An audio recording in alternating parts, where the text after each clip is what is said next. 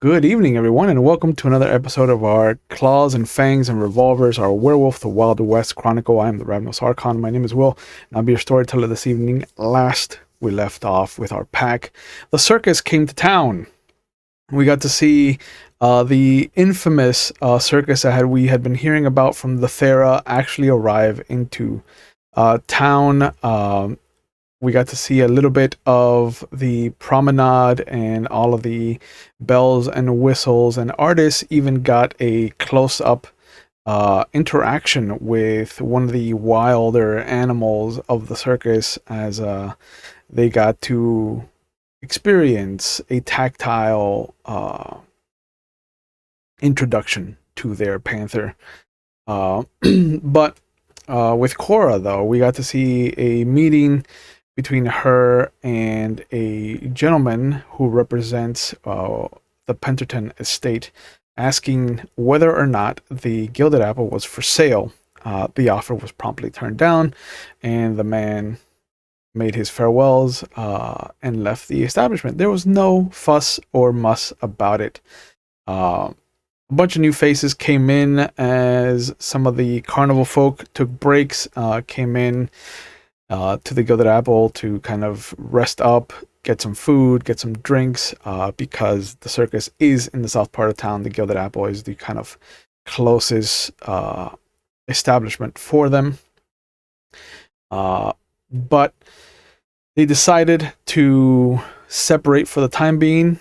Kora and Walks decided to go into the Caern to try and ask for assistance in getting out west, to try and find this right to help cleanse or erase the past that Ardyce has left behind. And Ardyce got to see a little bit of what it means to be friendly out in the West, or at least friendly, according to Garrett. On the way to the Cairn, Kora and Walks found themselves being attacked by some kind of monstrosity that was very clearly tainted with worm emanations. Back at the bar, we got to see that Ardyce and her new friend, Mirabelle, shared her first kiss, as some ouzo was gently inserted into their mouths via a lip-to-lip tunnel. But before this monstrosity could do any real damage, the tail singer of the Cairn made their way over to answer Walks' howl for help.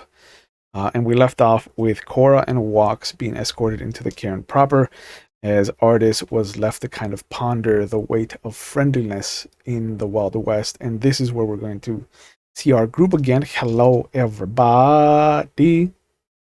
Hello. Good to see your faces. Hi, we're in danger. I mean, not really. We were. I like that meme. Have you ever seen the meme of The Simpsons? That kid, he's like, I'm in danger. The back of the bus. Ralph Wiggum? Ralph. Yeah, there you go. Fucking Ralph. Yep. But we're going to open with Ardyce. So, the bar has started to calm down as everybody's kind of made their way back from lunch break to get back to work. And you hear Garrett and Layla kind of walking around, cleaning up, talking and whatnot. And one of the girls, you hear her pull Layla aside. And Garrett kind of comes over, leans up against the bar next to you, and you hear him kind of just like wiping his brow, like he is very much exhausted from that lunchtime rush that they went through. And he leans over towards you, just like, real sorry your friend never came back, Miss Ardyce. Oh, it's all right. I was actually going to ask Garrett, is there anything I could help you with in the kitchen or behind the bar when it's busy and I don't have anything else to do? Oh, no. As hard as your guest here, we couldn't ask you to do that, especially not with your condition. Oh, she kind of doesn't expect him to say it like that. I'm sure I could be of some help as I could wash dishes or anything like that. It doesn't matter that I'm a guest. I'm more than happy to help, Garrett. Oh, I'll take it up with Ms. Layla as soon as she's done, and we'll see if we can't do something make you feel more productive if that's what you really want. Yeah, absolutely. I'm not worried if she'll come back or not. I'm sure she'll come around at some point. As you know, two I'm looked friendly. Yes, we did. I was hoping to have another opportunity to speak to them, but if I don't, that's all right too. I'll just think about it. And you hear a set of footsteps come rushing over, and Layla's familiar voice kind of peeks in. If I could just borrow this big tall glass of water for a minute, and she taps you on the knee. You hear her pull Garrett around the bar. And though she's much closer now, it's very hard to hide the whispering. And you hear her, listen, I'm gonna go grab the doctor real quick. It seems one of the regulars is a little bit sicker than we thought. So just kind of hold down the fort here. Don't let anyone into room 3, all right? And he's like, yeah, of course. Should be fine. What's wrong? And right as she takes a couple steps, you hear her step back towards him. I don't necessarily know, but from what I've seen, it looks, and you hear the shuffling of fabric. So you can only imagine, having grown up in a Catholic environment, it sounds very reminiscent of someone like crossing themselves. Mm-hmm. And she goes, I don't want to will it into existence, but it looks like he might have the consumption. And he might have given it to one of the girls. Mm. And he's like, oh, that fuck. Cora's not going to like that. And she goes, no, I understand it's Garrett, so I'm going to get the doctor and hope that it's not what I think it is. He's like, all right, go. I'll take care of everything. And as she rushes past you, she again pats you on the knee. I'll be right back, Miss Ardyce. Don't you go bothering Garrett while I'm gone. I won't bother. Garrett, it seems like you could use some help. And she leans forward a little bit, like on her hands, just kind of showcasing. And he goes, right.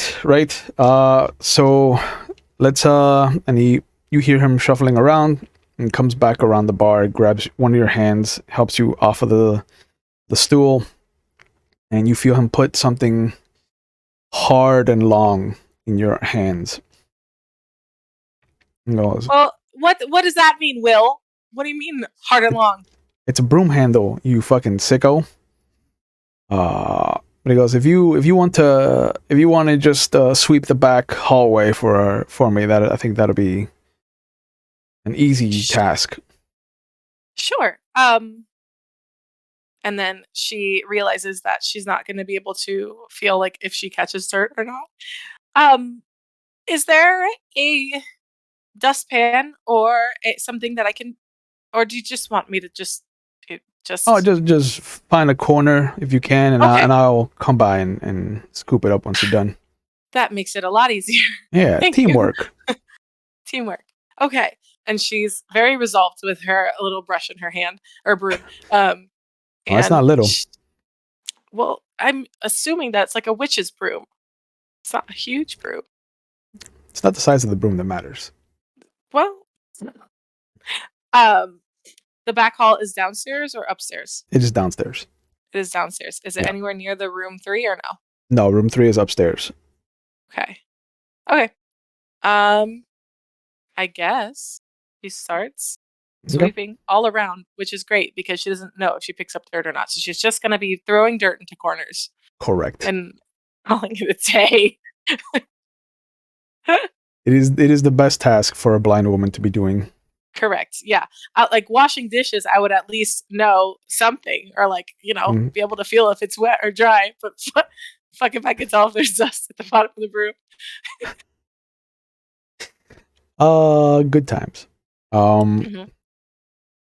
So as you set yourself off to try and be the best sweeper that you can possibly be, we shift over to Kora and Walks as they're being escorted into the cairn proper.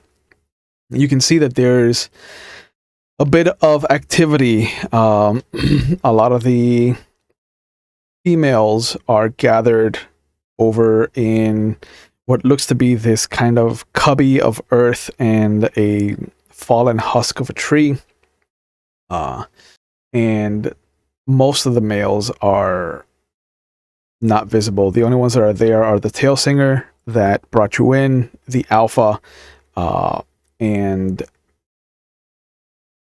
the master of the challenge.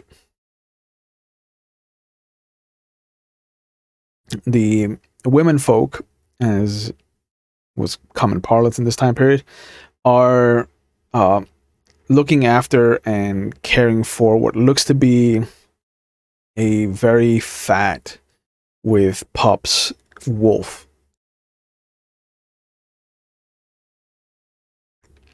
There's a mixture of excitement and anxiety, as one of the, what you imagine is the main midwife associated with this delivery is kind of trying to figure out how to care for a wolf who's in labor, and at the same time trying not to disappoint the alpha. But the tail singer leads you to the alpha, and the master of the challenge nods and then steps away a couple steps just to give you the floor.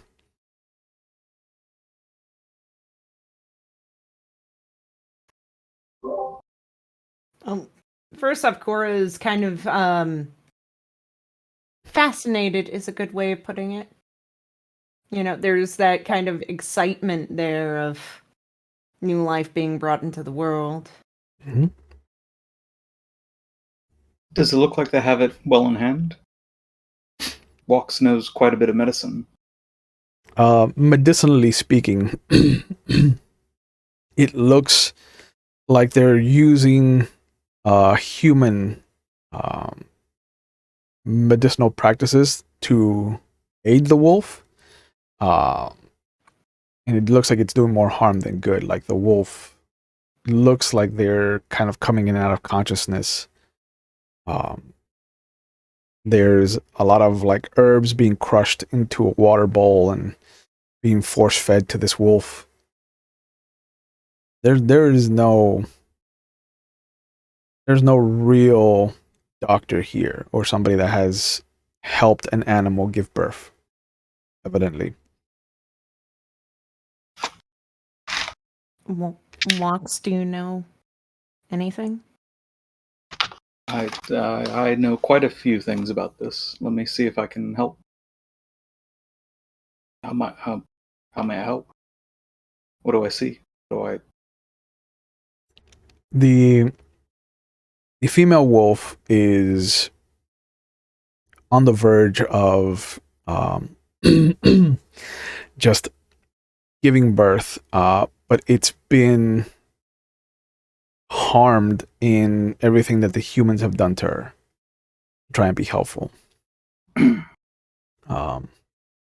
So instead of just naturally being able to expel each of the pups, it's very clear that she feels like she's got to hold on to them until she can clear the area.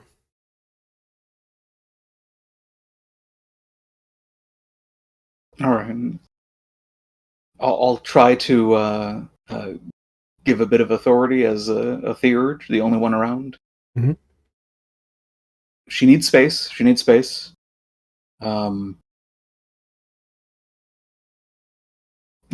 go down to her.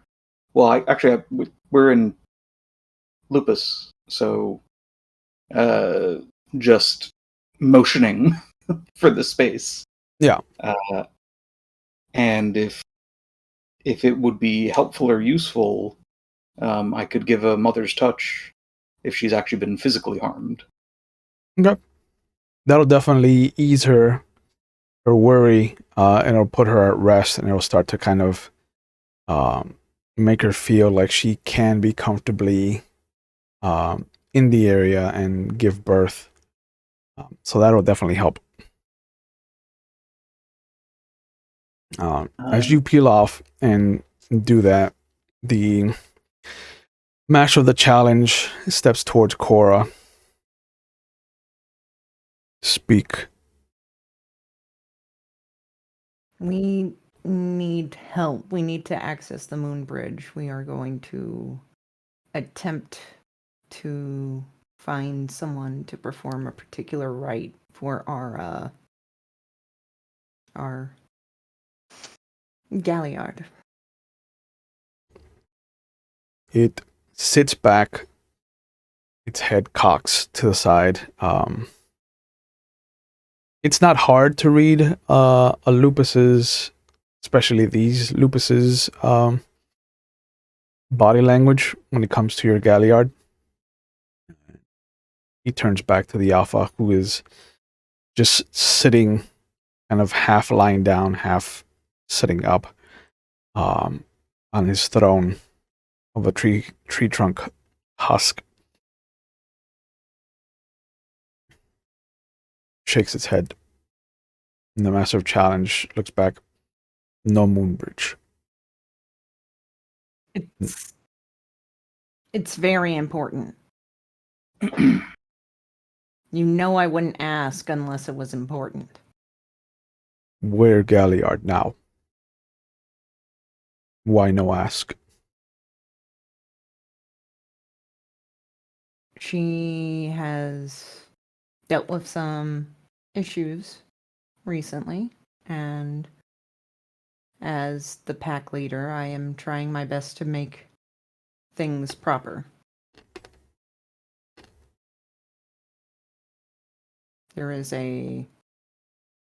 We've come to some knowledge, and there is a rite that might cleanse some of the foulness away from her.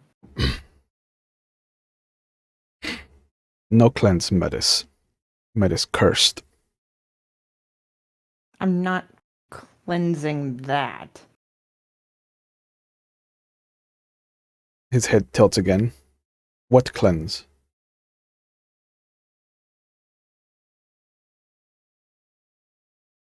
There has been some rumblings about her parentage, trying to figure out where she's from. Where from?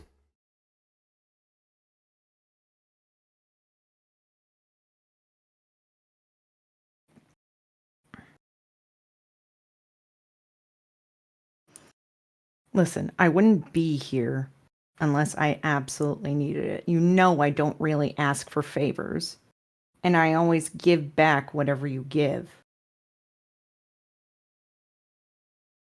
As the pups emerge, healthy. They're starting to.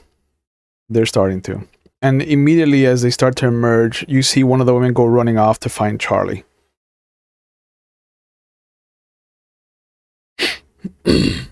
The match of the challenge looks at Kora. No moon bridge. No favor. Favor earned, not given. Completely understand. Set me to a task so that I can earn the right for us to go on the moon bridge. I am not afraid. And there's definitely that kind of step up, kind of. It sits up a little straighter as he sees and feels your commitment to this, and wait here. And he steps over to the alpha. You hear them growling and kind of rumbling to each other. And the Master Challenge comes back. Their task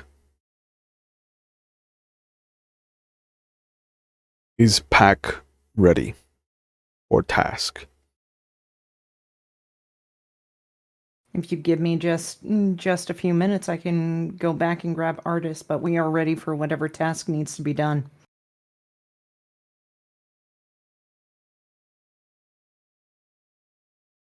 The Master of the Challenge looks back at the Alpha. The Alpha nods once. And the Master of the Challenge looks over at you. Walk with. And he starts to pad away. I follow. Back at the bar, Ardyce will feel Garrett's hand on her shoulder. All right, that's good enough there, I think. Hell of a job back here. And you hear Layla. Garrett, the doc and I will be upstairs if you need anything. He goes, yeah, understood. And you feel his hand on top of your hand grabbing the broom away. Is there anything that Layla might need help with? Oh, no. I think, her and the doc are good as is. You want me to lead you back to your chair, Miss Ardyce? Would you mind sitting me next to a chair near the window so that I can potentially hear the street? No, of course. Shouldn't be an issue. Thank you.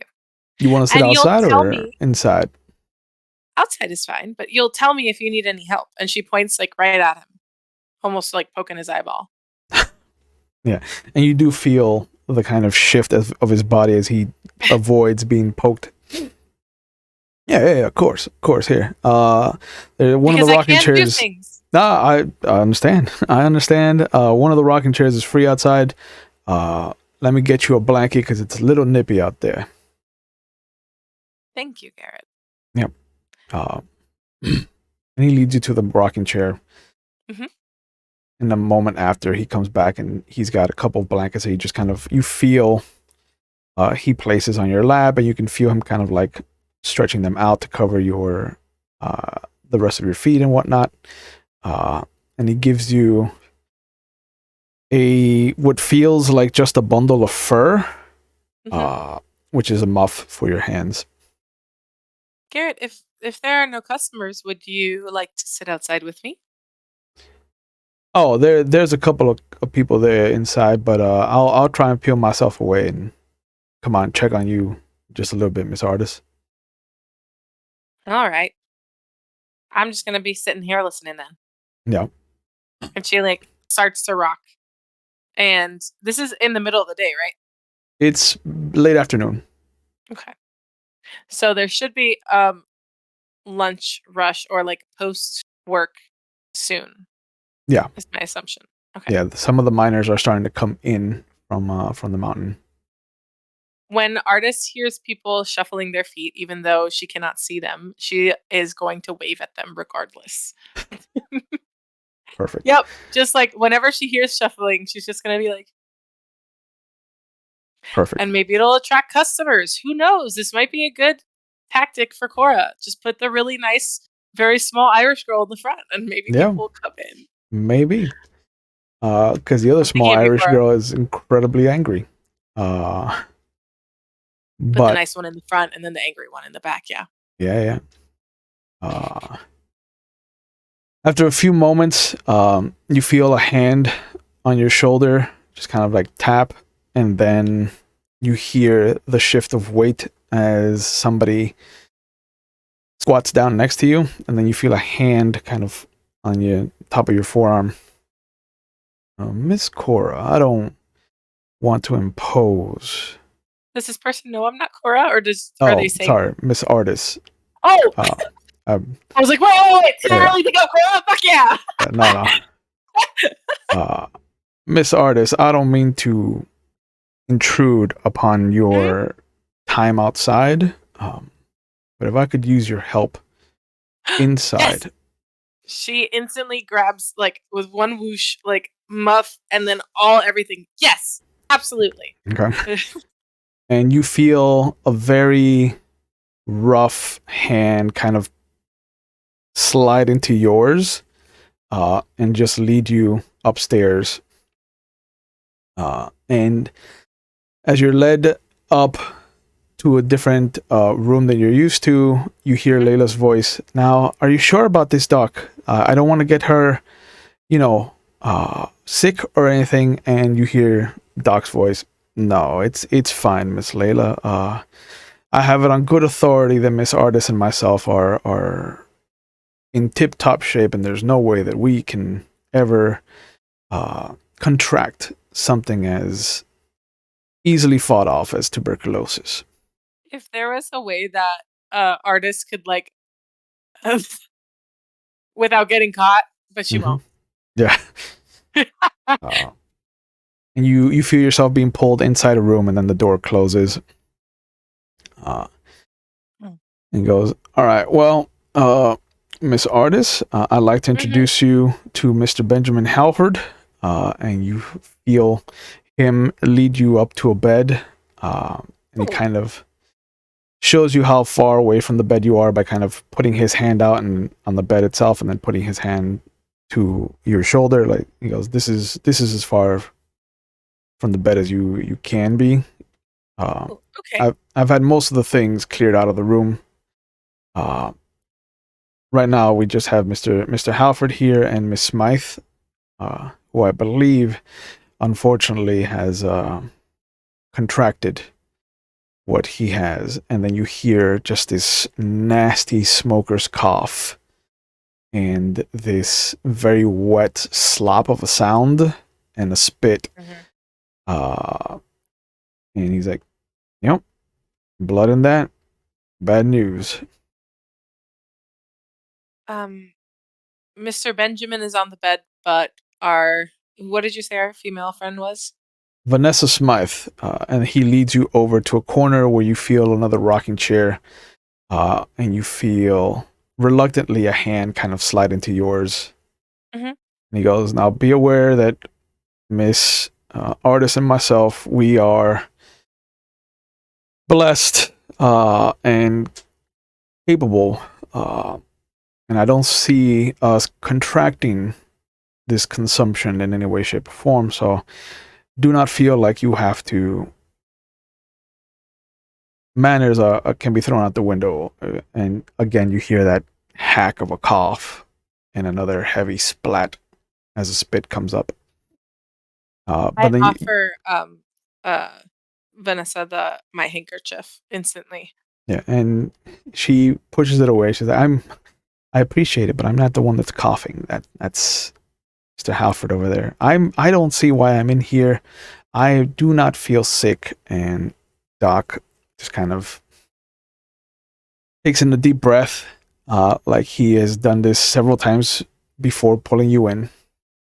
Knows, like I said, I don't know the extent of the damage, and I'd rather not have you infecting others if you are the only one that's gotten infected because of Mr. Halford's proclivity to have chosen you over the span of his lifetime here in the city.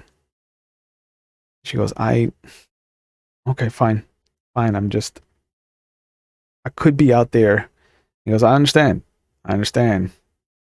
Being in here means that you have a higher percentage of getting back out there, if I can be frank with you, Miss Smythe.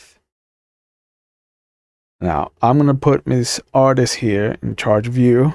If you need anything, let her be the one that is the go-between. I will take care of Mr. Halford. Is that sufficient task for you, Miss Ardyce? Yes, absolutely. And she kind of plops herself down next to the rocking chair. Okay. And gets cozy on the floor. Yep. And you just can hear her sliding down low in the rocking chair to kind of be next to you. Mhm. And she goes, I don't know what to tell you. I didn't ask for this. So please don't hate me.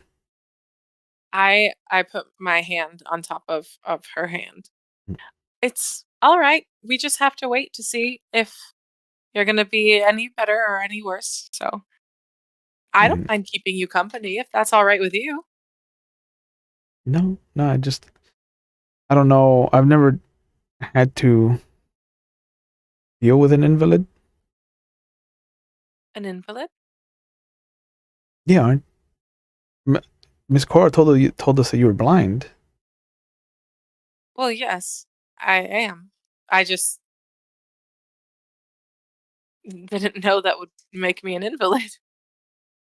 I mean, you can't see. Correct. I cannot. Um, but I can speak and we can have lovely conversations while we wait. Okay.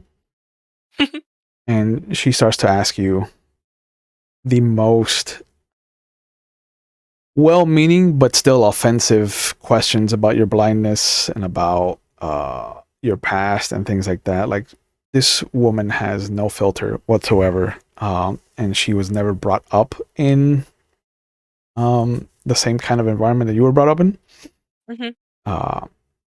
But the second that you let her ask you anything, she does.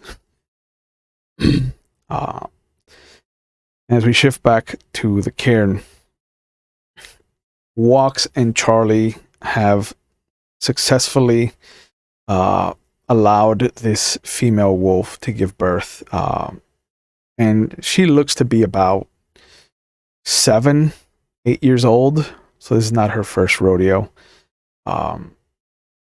And she manages to deliver 6 healthy wolves and one that just couldn't find the spark.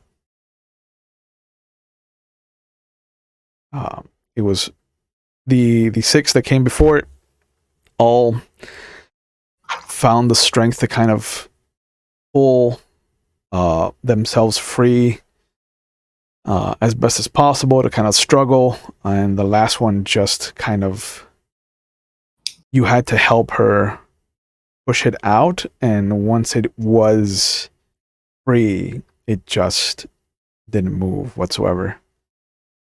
Just kind of plopped onto the cold, hard ground and just Are stayed there. wolves? Or are they... That's what No. everybody's looking to you and Charlie to kind of let them know.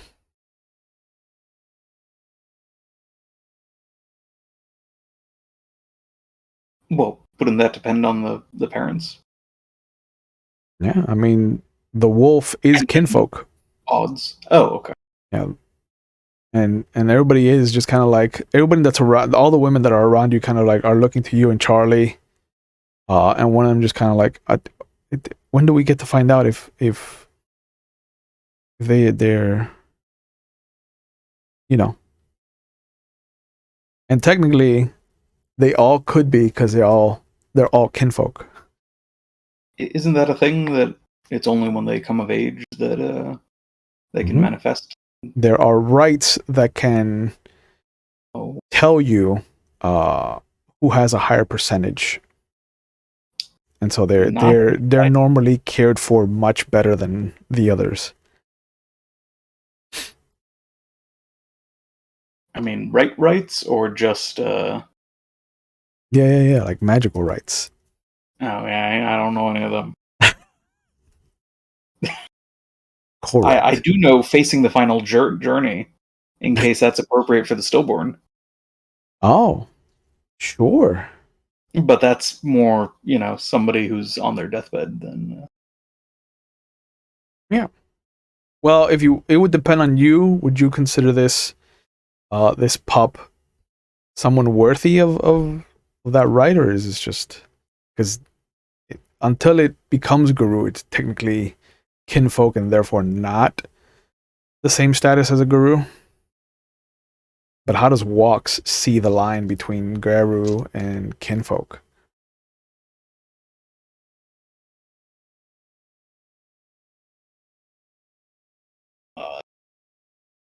Among my people,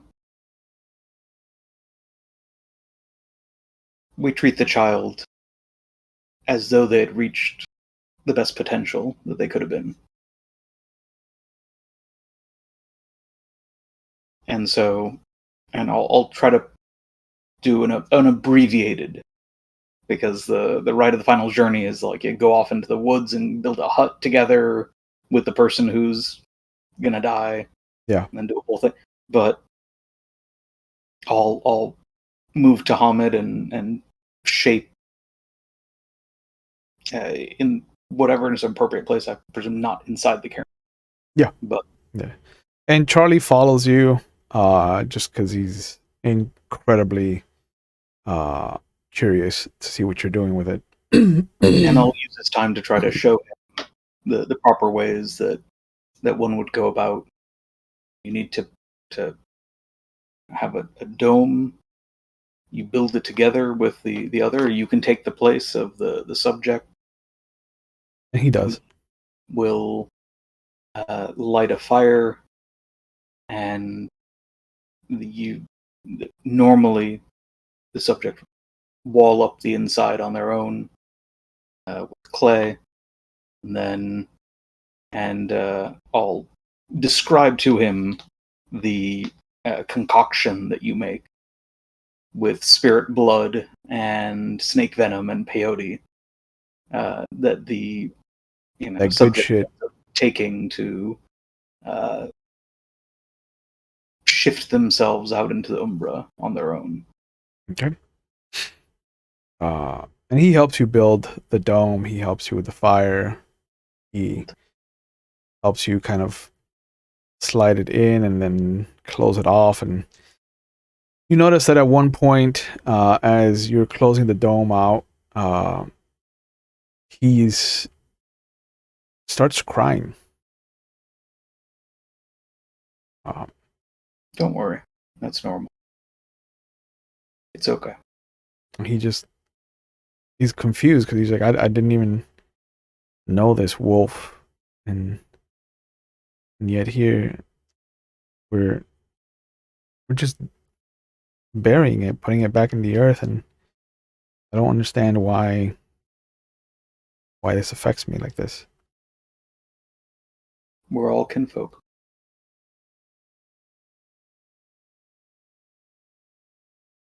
We're all family. And you see him just kind of sit back and just lets himself cry it out.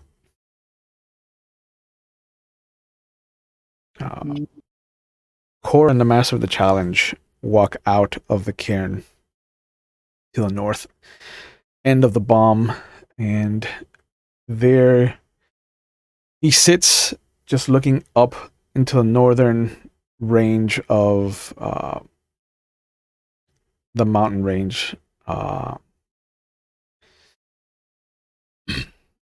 He goes, long shadows ahead. Mountain make wolf strong.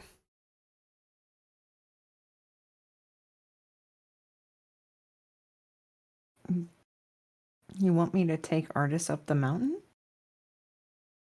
Whole pack you will need. In the mountain, wild spirit claim home. Kill. Bring trophy.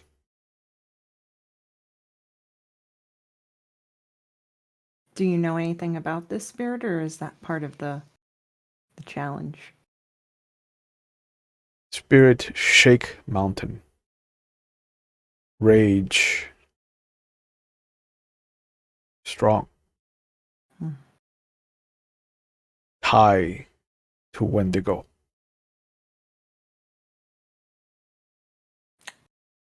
Oh. Is pack ready? And he kind of looks back at the Caern proper. Of course we are. Wendigo fight Wendigo. Favor earned, favor given. I understand. And of course you knew I wasn't coming here to ask for something for free, right?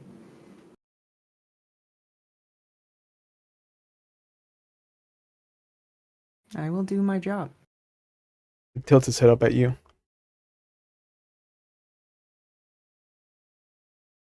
Pack lost. Who?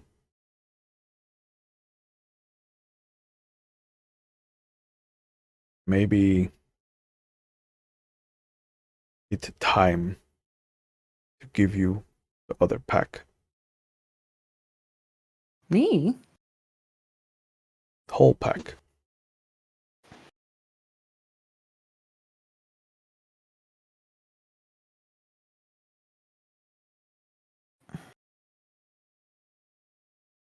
I mean, I understand that our moons are not as numbered as some of the others, but we can still fight. No need city pack.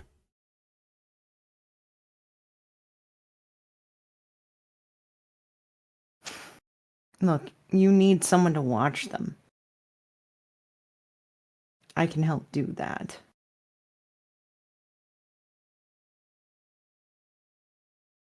I mean, the humans are causing all sorts of craziness. Someone has to be there so that we can figure out what to do and to keep them in line. Kill is due. And sometimes it's necessary. Sometimes it's maintenance. Tilts his head at you. But What other maintenance? times, it's keeping things in balance. So that things don't flip. Not.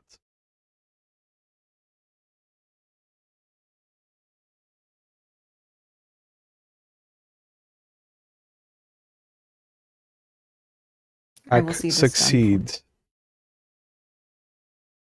I help with bridge. Pack fails. No pack.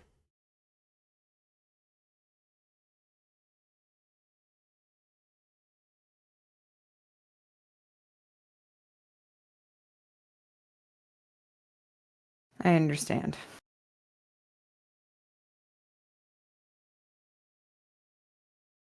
We will do as you ask.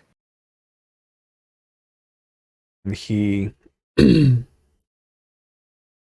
sits back up, walks over to you, and just kind of rubs his shoulder around your waist and where he kind of reaches you body-wise, which is just wolf body language that you both have an understanding. And then he starts walking back to into the cairn. And I let him gain some distance, and then I will walk. I understand where my place is in the pecking order. I get that. I want to make sure that he maintains the respect that he has. But as you come back, you see that there is a bunch of happy faces. The wolf has given birth to 6 strong pups. But you notice that Walks is not around. But as you're coming back, you see that from a different direction, he is coming with one of the other younger Garou in tow, and it looks like that younger Garou has just been bawling his eyes out. Like his eyes are puffy and red, and he's kind of like wiping snot out of his nose. Kora's gonna offer him a handkerchief.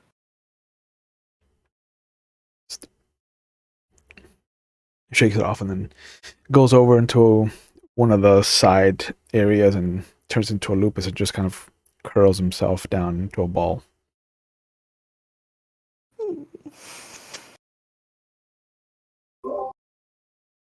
Facing the final journey is always difficult.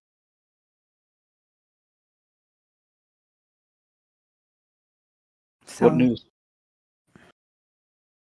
we have a job to do. A challenge. Okay. Involves going up the mountain and dealing with a Wendigo spirit. There's definitely this look on her face that's like, this is... I understand that look. There's a Wendigo here? Up in the mountains.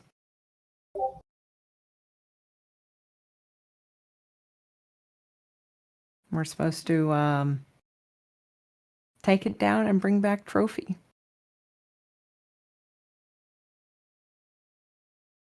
And there's definitely, she's walking and she's kind of gesturing for him to follow. As you wish. If we succeed, they'll help us with the moon bridge. If we fail, no more pack.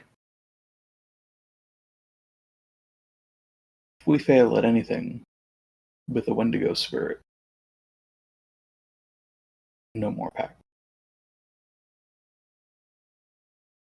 Well, I was just telling you in case we survive and fail.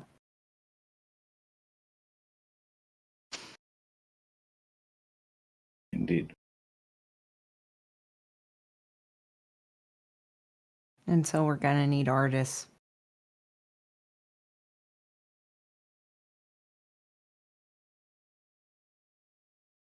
Just. It's gonna be damned cold up there. For her, maybe. That's true.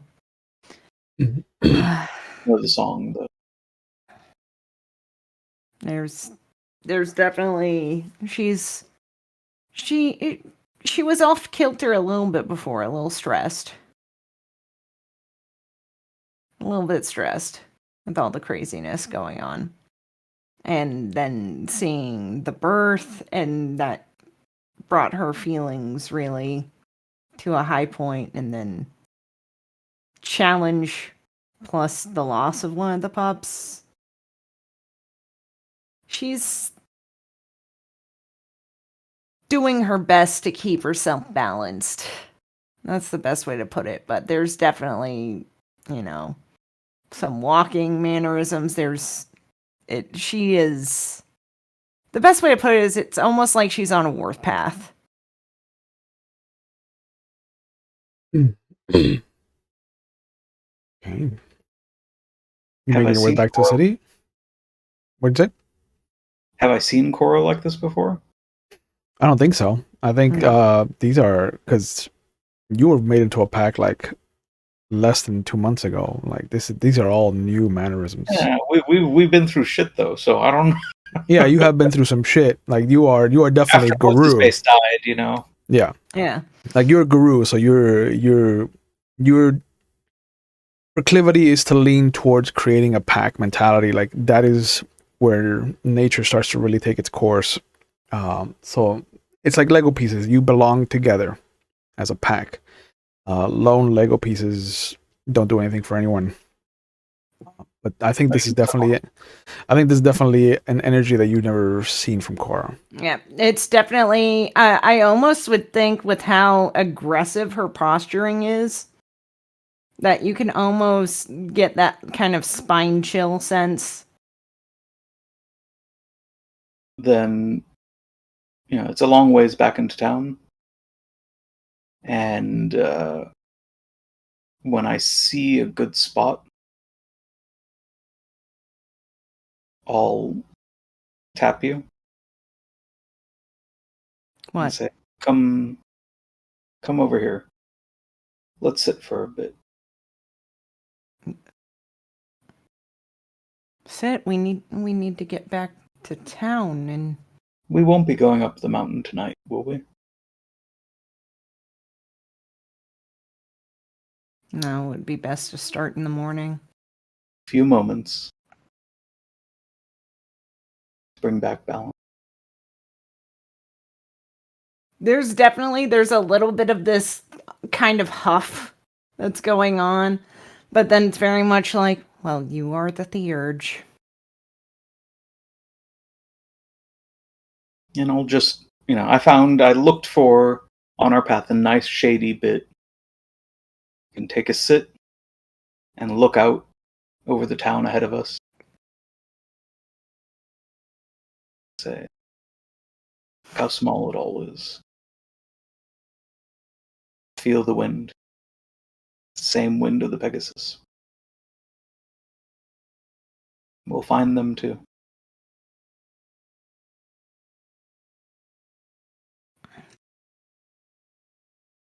This town. So much hope.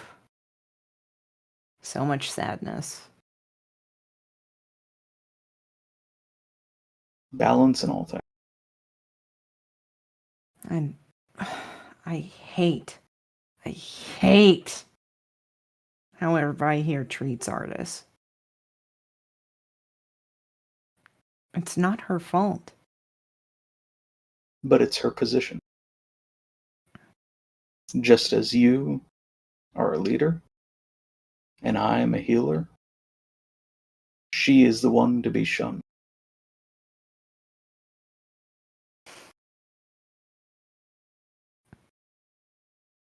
It shouldn't be that way.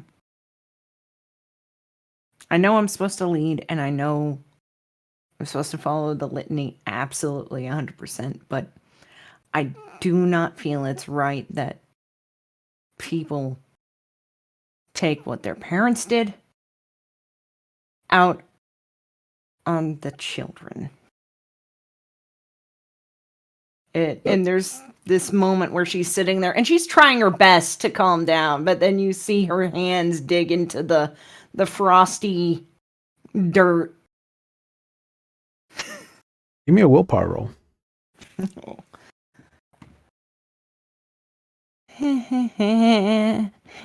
Difficulty 7. Okay.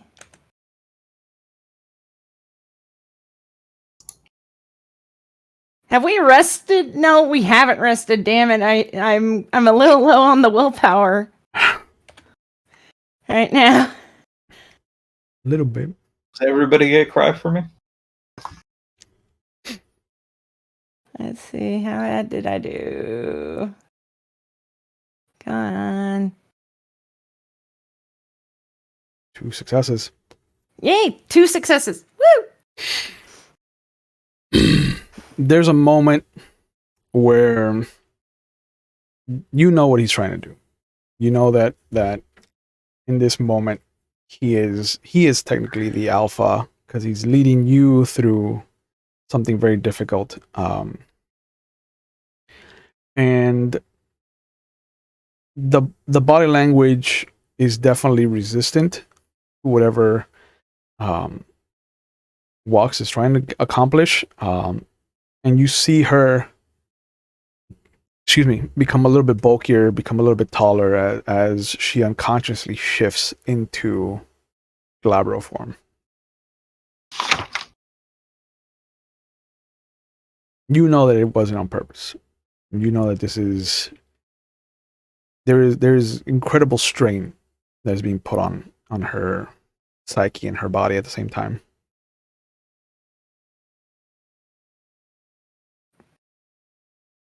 But she could have gone into Krenos, and she could have become dangerous. But she didn't. I'm gonna say that's thanks to walks with spirits. Small victories. Yep.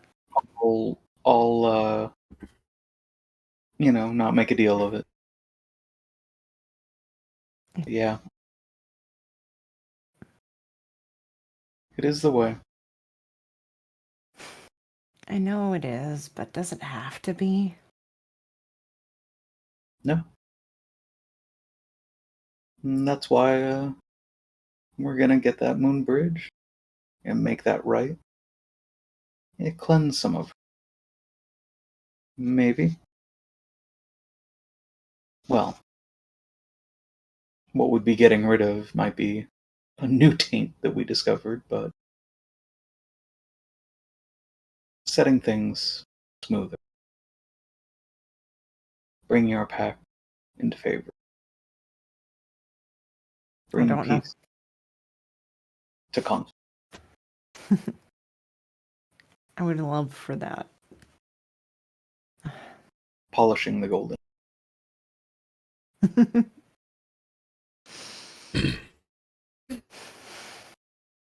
As Okay. as that laugh kind of trickles through the rest of Cora's body, you can Ooh. feel yourself shifting down. Give me a perception alertness roll, please. Ooh. Okay. Difficulty 6.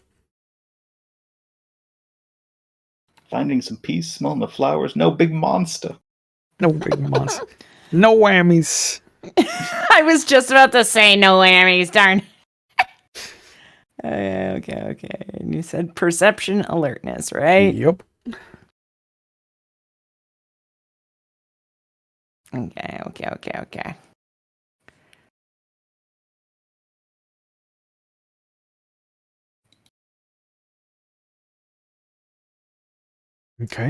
3 successes. Yeah. As you get up to continue pushing back towards the city, you notice that in some of the patches of snow that have been left over from the previous week's snowfall, from like Friday and Saturday's snowfall, there's the tiniest of paw prints that seem to be following walks.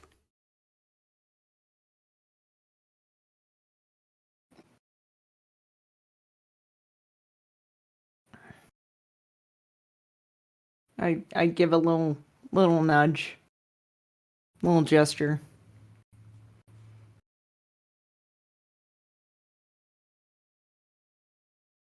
Can I If she see? points them out to you, yeah, you can see them.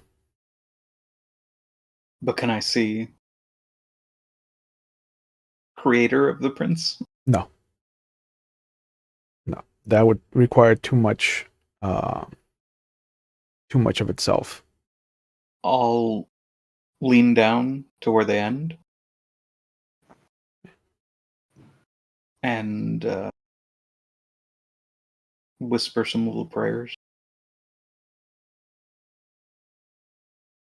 and sort of put my hand out in that general kindly, and then get back up. The facing the final journey can be very.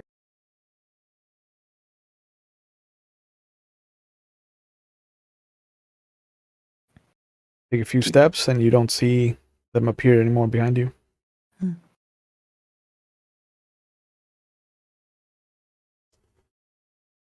It was really nice of you to help him.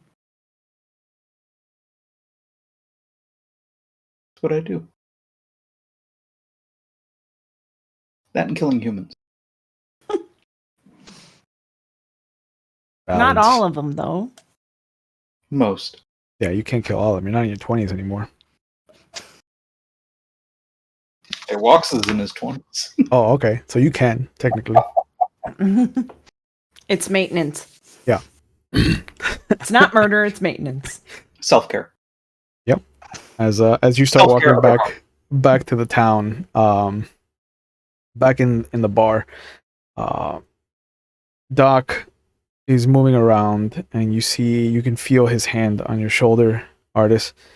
He goes, I've given the gentleman a little bit of lithium to ease his pain. I'm gonna get a drink and something to eat downstairs. You want to take a break, Miss Ardyce? Or you I'm all right, just here. okay? And you hear a heavy drink. And he leans down, and you can hear him. I've given her a little bit of lithium too to help her sleep, so you don't have to stay here if you don't want to. All right, if I don't have to. Why? When will we know if Vanessa can stop being quarantined? We won't, unfortunately. We've got to see what the gestation period is like with her body. Given her, she's very different to Mr. Halford. There's a bit of a laugh, and he's like, she's what I would call lithe compared to his robust figure, if you catch my meaning. Hmm. Okay. Well, I don't feel that it's entirely fair if she's not exhibiting symptoms to stay more than a couple of days.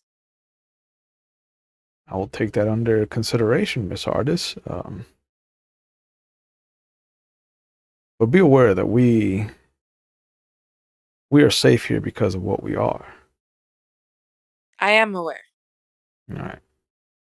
I know that you asked for me instead of for another one of the workers. Right. So I'm happy to help. I appreciate it. She'll start heading downstairs, but she'll probably go to the washroom first to kind of just wash off her hands because Okay. she has been like actually touching Vanessa. Yeah. Beforehand.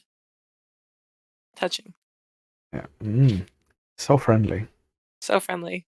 But he go downstairs with you, and once you come back from the washroom, you can hear him kind of talking to Garrett. Layla, him and Garrett have a very much more relaxed tone of voice with each other. Layla is very agitated. She is anxious. She's concerned, excuse me, and she is like on a razor's edge trying to figure out what's going on. And you can hear her making comments under her mouth about how cavalier both of them are, and it having to do with both of them just having penises and not caring. When Ardyce like walks downstairs to kind of join them, she'll feel the sense of anxiety and just try to be as physically close, and if she's able to kind of put her hand on her lower back as like as a safety net situation, just to diffuse a little bit of the anxiety with contact. Yeah, and you will feel her put her head on your shoulder. Mm-hmm. But yeah, she does not return the touch, except for putting her head on your shoulder and kind of like leaning into you for a moment. Gives a big sigh, and then she's like, I'm gonna go check on the other girls and make sure that nobody is suddenly feeling sick or anything, and that everyone is in tip-top shape, as Doc says. Do you need anything, love? She kind of pats you on the hand. I can join you if you'd like me to. No, I think someone needs to keep an eye on these hooligans.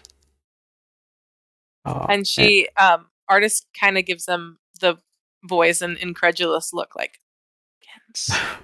How dare you? Penises. How dare you? How dare you, pee standing up? Uh, How dare you have different anatomy? um, but you hear her storm off, and Garrett comes around, helps you sit onto a stool. And he's like, "So, can I get you a glass of milk, Miss Ardyce, or do you want anything to eat? I know you've been up there a bit. You famished in any way, shape, or form, or?" Milk would be absolutely perfect. All right, sounds good. And she doesn't take her typical seat. She kind of just like wanders around, and she keeps like going towards the front just to see if she could hear anything, and then coming right back, like kind of wavering between the front of the establishment and yeah. Are you trying to hear like the gossip from the Mhm. circus? Okay. She's literally thinking that she will have a meet cute moment and bump back into Mirabelle. Like Yeah. she keeps doing that thing where she's like, okay, no, okay, all right, no, it's fine, it's fine. Yeah. No, they're probably busy. It's fine. They have a busy life. You do hear people talking about some of the sights that they saw, some of the smells. Apparently, there is the biggest tent that somebody has ever seen on the circus grounds. Oh, I bet it is the biggest tent they've ever seen. Mm. Girl. Thick pole in the center of that. Big pole right in the middle. Mm. Look at that. Nikki, that was great. Puts it right in your hand. But there is a moment where you're kind of walking from one side of the door to the other, and you hear a voice. Oh, I'm so sorry. I didn't mean. Did I hurt you in any way? Did I bump into you? I didn't mean to. Did you just literally mute cute me? No. But you did kind of feel the door almost hit you, but you felt it kind of stop at the last moment. Like, whereas it would have come in contact with your skin, like just the sensitivity of your body, given the recent events that you've had, has kind of the little bit of the hairs on your arms kind of brushed as the air stopped in front of them. Because please forgive me. I was not paying attention. I'm totally fine. Welcome. Oh, thank you. I heard good things about this place. I just wanted to grab a drink after so much hard work. Do you like milk? Is it a particular kind of milk? No. Well, it's very good. And she kind of like very gently like touches whoever's shoulder. There also the food is very good as well. So if you're hungry, this is definitely the place. And I could definitely get you a glass of milk to share to and I'll have a glass with you. Not to share. I'm sorry. Okay. I don't know why I've been nervous all day. No, please.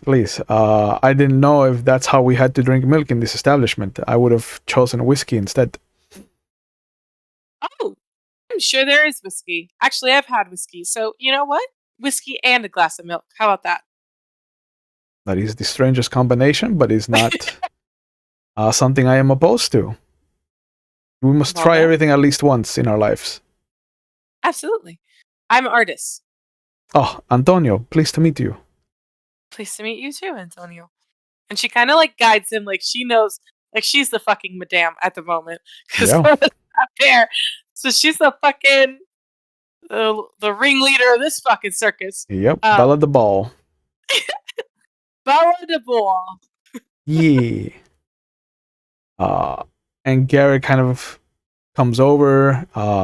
Miss Ardyce, who's your friend? Can I get you guys anything? This is Antonio, and he would like whiskey, and I would like milk. And if he would like a chaser, then if you could give him a chaser of milk, please. A little bit, please. I'm trying to watch my figure. But yes, if I could have a shot of whiskey, perhaps a shot of milk, to chase it, and whatever meat you have available would be fantastic. Thank you. And let me have Ardyce give me a Oh no. yeah, Oh a no. perception Perception. and empathy roll. 1, 2, 3. Empathy. 5 dice. 5. Okay. Yeah. Cool. Difficulty 5. Difficulty 5. Yeah, so 5s and higher. Fuck yeah. And successes. Oh. Mm. Okay, 3 successes. Oh. Yeah. It is 2 not 9s difficult. and an 8. Yeah, right. Wow, then Jesus. Uh, it is not difficult for you to discern the tone of voice, having kind of worked so closely with Garrett. He is jealous. There is a tinge of jealousy in his tone Garrett? of voice. Yeah, as this guy is like asking for milk, asking for the shot of whiskey, asking for meat, for something to eat. Like when Garrett says, "Yeah, I'll get that for you right up." Like there is and you're not sure if it's like a love kind of jealousy or a big brother kind of jealousy, but there is a sense of jealousy and protectiveness in Garrett's tone of voice. The first thought that pops into her head with that information, she kind of faces Antonio. Have you ever met someone named Layla? No, I cannot say that I have. I come from Spain, so I don't really have that kind of naming convention. That is a very beautiful name.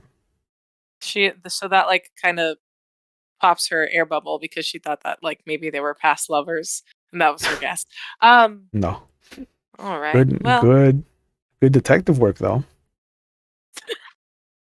I was like, I don't know, maybe he came back from the circus and they fucking, you know what I'm saying?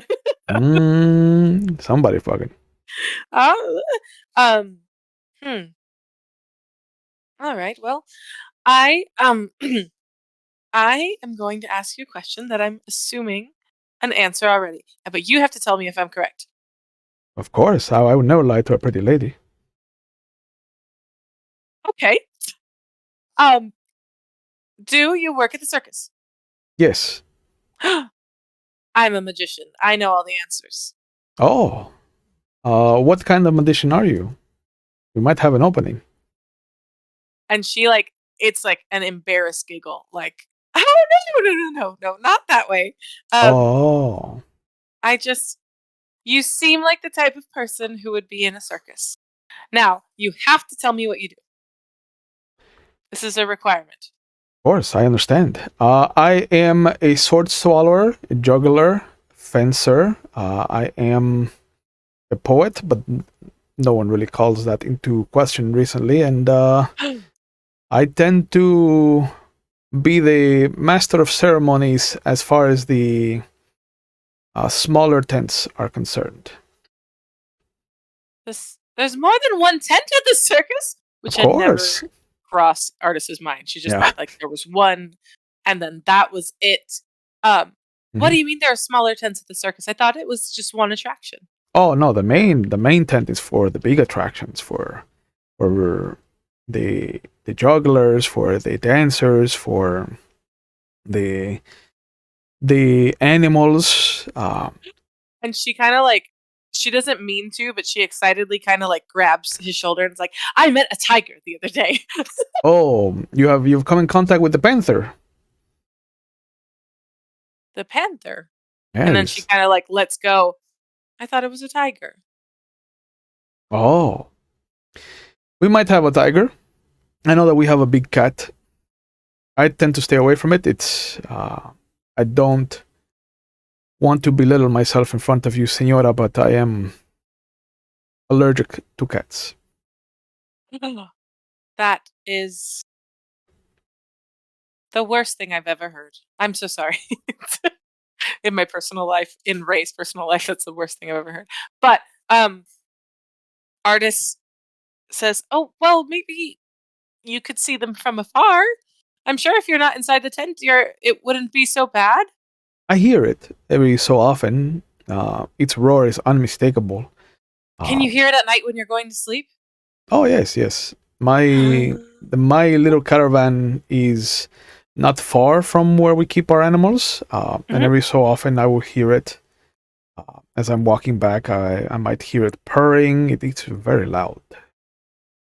She there's like a very excited ramble like style to her voice, and she just blathers out, "How big is the sword that you swallow?" I mean, I have many of them, so they range. And he kind of, if I may, and you feel his hands on yours.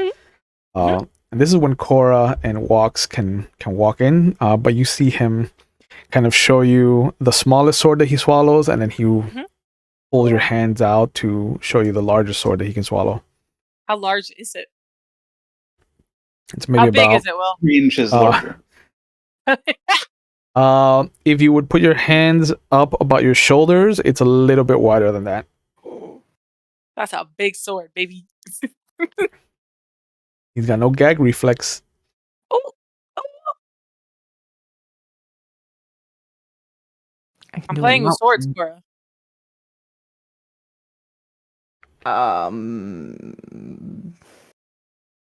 Good for you. But you see the gentleman that she is sitting across from just kind of pulls up a little shot glass of whiskey to Kora. She comes over and is acknowledged. He is very much not from around here. He has tanned complexion, long black hair that's kind of tied back in a very loose ribbon of a ponytail with a couple strands coming down in front of him. There's a hard day's work of sweat kind of all over his brow. He is dressed in very simple shirt, but he does carry a fur trimmed on the inside bit of a vest for the cold.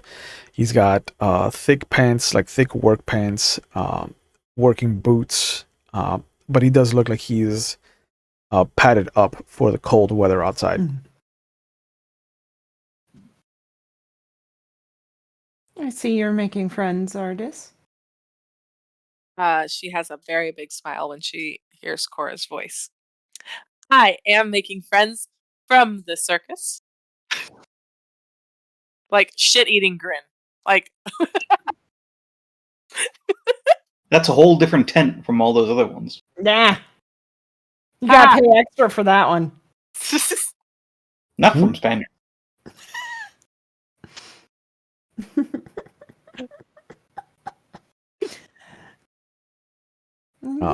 But yeah, he kind of takes a sip of the whiskey, puts it down.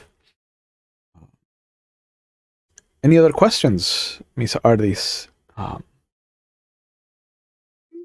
I'm at your disposal.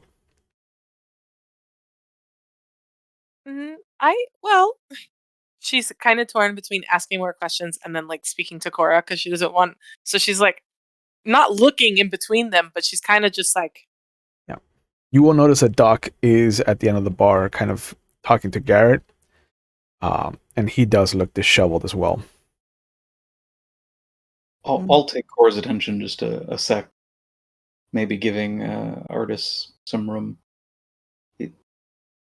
Is he from where you're from? Huh? The hair? Skin? Accent? Oh, because they're dark? Is You're that both why? very Are you Mediterranean. being racist? You're being racist? That's a racism. Being racist. That's a full-on racism. You're both from the other side of the ocean. It's a good thing I'm blind. I can't be racist. No racism here because I'm blind, BB. But I don't know. I mean, I haven't talked to him yet, so I don't know. Do I hear that? How far away are you pulling Cora? No, just a little. Oh. Give me a perception alertness, Ardyce. Oh, me? Mm-hmm. Hello, me? Little old So- you. Dice. Come on. Percept and alert for 4 dice. What's the threshold? We'll say 6. Go on it. Okay. 17. It's not incredibly busy. 2 successes. You catch a little bit of it, yeah. I introduce Kora to Antonio. Kora Walks. This is Antonio. He is my new friend from Spain. And Ardyce can't see it, but he does kind of hop down from the stool and give a big flourish of a bow. If he could have a cap with a feather in it, it would fit perfectly well. And he would be named Macaroni. Correct. So he's Italian? Half. Yeah, He's carbonara. I love you all. This is ridiculous. I love you all. But well, we don't usually have such well-traveled visitors into our quaint little town of conflict. Yeah, you honor me, madam. I am simply here with the circus. Oh, I know Ardyce has been talking all about the circus. Oh, She's been wanting to know everything about it. she should come down. We could take her around. her eyes kind of go wide because she knows she's not allowed to. supposed to. Oh, I wish that I could, but I have some duties here that I have to fulfill, and I will be going on a traveling journey soon. So, unfortunately, I will just be missing it. That's why I want to hear all about it now. Ah, I understand. Thank you for understanding. And it's a little tricky for her to enjoy it anyway, on top of everything else. Oh, are you allergic to fun, Miss Ardyce? I did not know this. And he looks at you like he's expecting you to laugh. She does like a very small, very weak giggle, like a polite one. Like, Oh, she's definitely not allergic to fun. It's more of it can And then be difficult and chaotic. And so yes, sometimes I get caught up in energy, and that's why Ardyce has come to the realization that he hasn't realized that she's blind. He does This is not. one of the first people who has not mentioned it. So she's gonna try her best to avoid Mm-hmm. anyone else stating it. Perfect. Message noted. Oh. And it's more After being interrogated by that fucking bitch upstairs. Mm-hmm. Let Ardyce have a moment. yeah. But it's more of she gets really excitable and tends to wander off, and then she gets lost, and then I worry. Oh, that is why you give her a guardian, someone to watch over her, and you feel his hand slip into yours, Ardyce. Into mine. Yeah. Okay. Yes. If I were put in charge of her, I would not let her out of my sight. A vision like this cannot be just simply allowed to exist on the whims of other men, lascivious creatures. She's like, fucking, her jaw fell. Quite. Is he talking? Is he speaking about me? Yes, dear. And then she's just like, is this how all Spanish men speak to women? Oh, please, you wound me, Miss Ardyce. I just offered milk. She's like she's trying to delicately maneuver out of a handhold. But doesn't know the second you start to pull away, like he lets go, like he does not. Oh, okay, cool. I thought we were gonna have like a clinch situation. No, he does not. He does not. Oh no. No, if he feels resistance, he will not pursue. Like he is He is savvy to that. Okay. Ardyce is not used to individuals with such a gift for expression. I apologize. I did not kinda- mean to overstep boundaries. Please. Oh no! I will keep my distance. I understand. It's quite adorable, I have to admit. Very Oh, adorable. I don't want to make anyone uncomfortable. Please. Oh. I apologize, Miss Ardyce. That would never happen again. I'm not uncomfortable. That was very forward, and that was very forward. It seems like people at the circus are very forward, and it's not something that I'm accustomed to. I'm not insulted. I'm just surprised. I understand. So she kind of like pats his hand and then like retreats, like as like a offering of like, thank you. All right, what the fuck. And there's definitely Kora's even intrigued. She's kind of leaning on the bar just a little bit. Yeah. You know, there's that candid smile kind of thing going on. Or Kora, who can see, like you see him, like the moment she taps his hand, like he brings it up to his chest and he kind of holds it with his other hand. Which is a very and then he catches himself and he's like, yes, no, please, I understand. There is a different mentality when you're part of a circus and you don't know where you're going to be going next. So I understand that maybe I'm overstepping. I again do not mean to make you uncomfortable or assume anything. Please, Miss Ardyce, I would never. No, I'm not uncomfortable at all. But you do bring up a good point, and Ardyce kind of is now facing more towards Kora.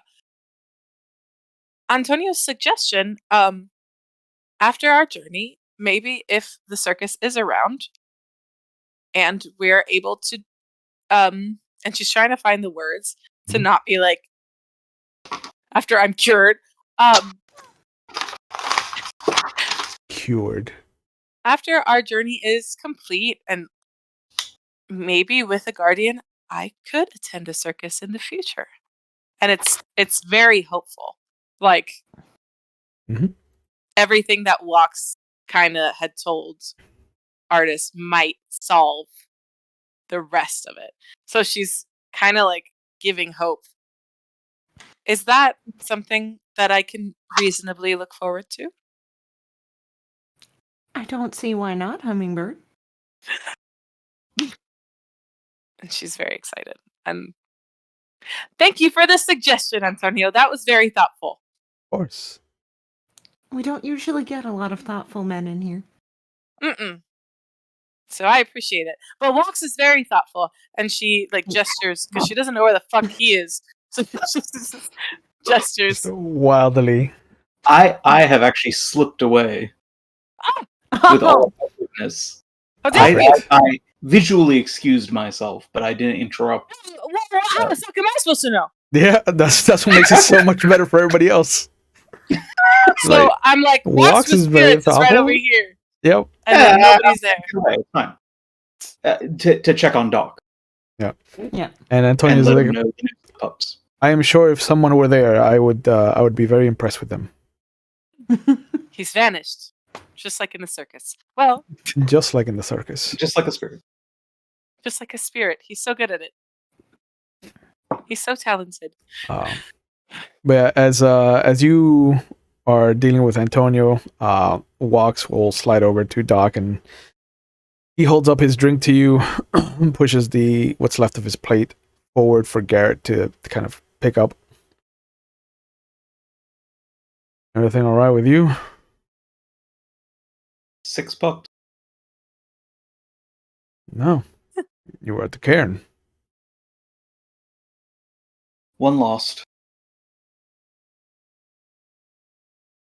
But everyone else okay. Well, times are tough. I'll take 6 healthy pups with 1 loss instead of the other way around.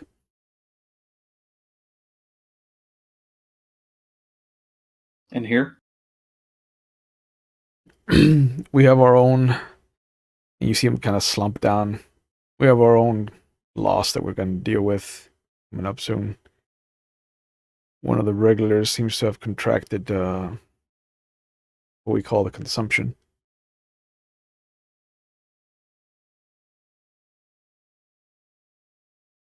What's that? It's a disease. It affects humans. We're fine. Even if we contract it, we fight it off because of what we are. They're not as adaptable as we are, so they end up dying from it. I mean, what? How does it present? It's normally starts as a cough. The lungs try to force out the disease any way they can, and that forces damage to the lungs itself, which shows up as blood in the cough.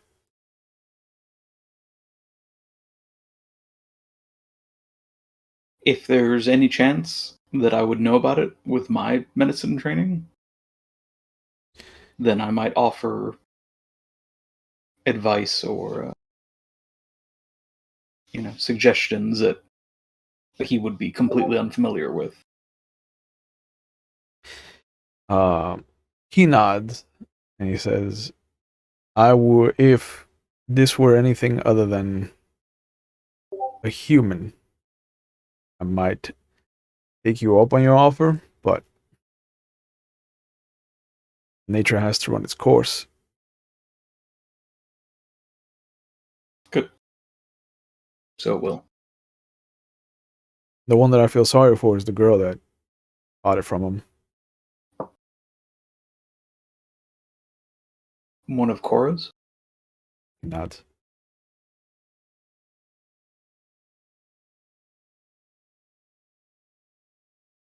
Perhaps I could help.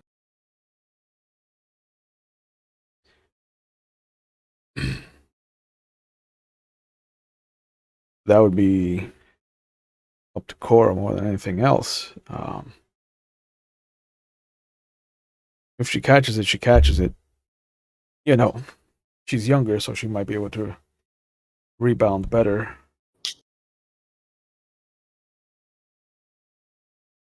Are they being kept together?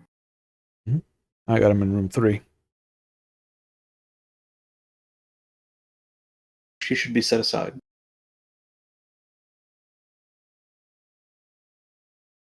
The longer they're together, the more she's in danger.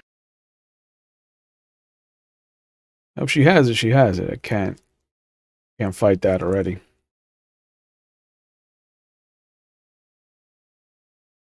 But if she doesn't has it, she may later. Yep. All right. I can see the point to that. Let's go take Also, a look. as Cora would say, why does he get free room? Oh, I mean, it's her room, so. Oh. I just didn't want him infecting anybody else.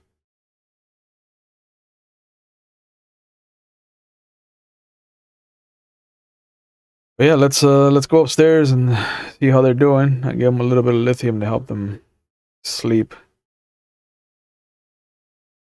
What's that? And I'll take my response trailing off because I won't understand, certainly. Yeah. But Kora does see Doc and Walks going upstairs. He's talking about lithium and what it does to the body. Or what he presumes that it does to the body at this time period. Mm-hmm. Yeah. They fucking mixed opium and alcohol and were like, this will take care of your baby. You gonna sleep super sweet. Sleep like the dead, because it is dead. Good job. Why don't we just shake lead into our wine like days of old? Yeah, man. It's that good, good. Yeah, what's that little asbestos between friends? Asbestos for the rest of us. You know it. No. Yeah. But yeah, there's but definitely a that's- look. Kind of, that ain't good. Oh, Cora, I'm sure you've been made aware of the situation upstairs, but I've been trying to help as best as I can. What situation? as best as you can. As best as you can. And Donald! you see Antonio. Well, Ardyce doesn't see Antonio, but Cora does see Antonio kind of like look at the two of you, and then he immediately gets up. He's like, "Please, please, please! I can sense that this is a private matter. I will go find my place somewhere else in the bar, and once it is done, please come find me." And he touches very gently the back of Ardyce's hand, and very instantaneous, like the moment he touches it, he's pulled his hand away. Absolutely. I hope you enjoy your whiskey and milk. One of those I will enjoy profusely. It's not milk. He leaves a shot of milk on the bar. God damn it! Why doesn't anyone like whiskey and milk? God damn it. I couldn't tell Cora's you why. definitely putting. It's all about how served. Cora's definitely taking the shot of milk and bringing it near Ardyce's hand. Yep. Well, it seems like you've made some friends today. I've made multiple friends in the past couple of days. I can't even remember the time at the moment. Same day. But same date, even the Same day. gosh, why does it feel like forever? Like yes, 2 I have weeks. made friends. It feels like 2 weeks. Weird. Just about. Maybe it's because I'm older. Anyways, You're not in your 20s anymore. fuck you. Look all of y'all. Look at Donald. Cora takes the shot of milk, and which is a lucky guess because it could have been fucking anything else. She says, "I thought you'd have spoken to Garrett before walking over here, but there's a sick woman upstairs that I've been taking care of with one of the customers who is much sicker, it seems, than one of your girls, Vanessa." She's twitching eye. I can't see your twitching eye, Cora. Maybe I could hear it. One of my girls is sick. Yes, I believe that he got her sick, and they're trying to. She doesn't have any symptoms, it doesn't seem, but they're trying to keep them quarantined together, which I don't see as a smart idea. But I was keeping her company so she wasn't bored. Even though she asked a lot of questions about my status as an invalid. And she says that you see Doc come out of the room and come rushing downstairs. And Just kind that's of- where I go to meet Doc. Yeah, and he comes over. He's like, "I'm gonna discreetly get the coroner. I'll be back." Okay.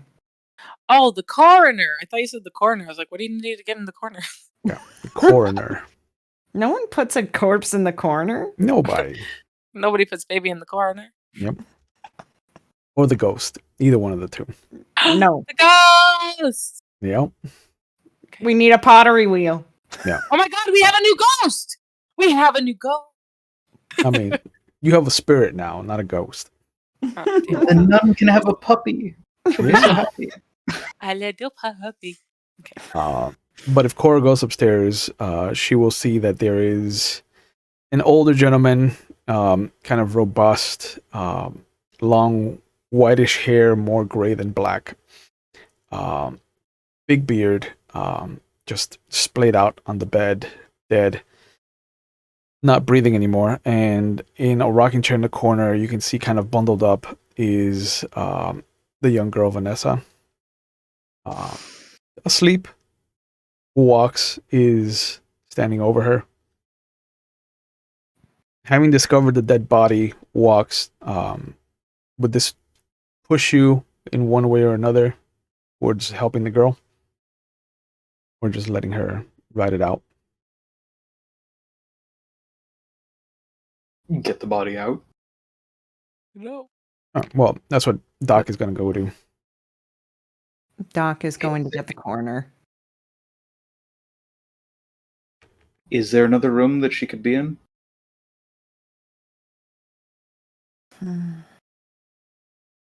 Well, I mean, there's the Any of room. us could take this room for the night. My room. Okay. That's fair. I was thinking about our friend's room and the room Ardyce is refusing to stay in. With the GH. Mm-hmm. But at the same time, I don't want someone like that dealing with that. So your room is probably the better one.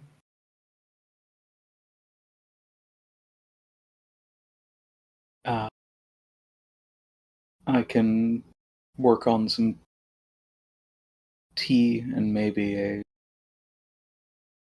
smoke bath for her. Anything you think will help. I really would prefer she not get it. This was my. Especially since the fucking Malacca that gave it to her is already dead. Well, It's he won't okay. need his I'm fine. first anymore. I'm fine. I'm all right.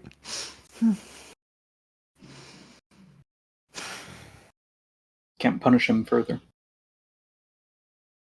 It's true. Though you'd like to.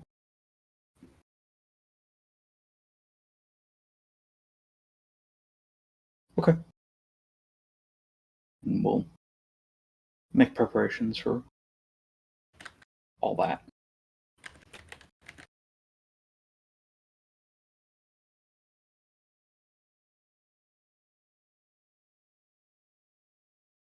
All For a right. bit, Doc comes back with the coffin maker, who is the town's coroner, and comes in.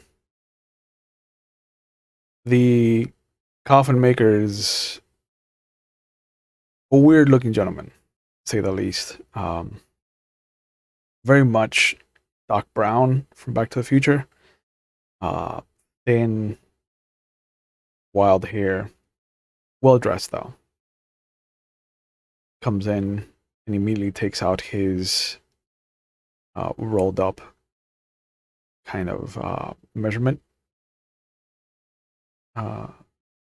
ruler and starts making notes on the gentleman.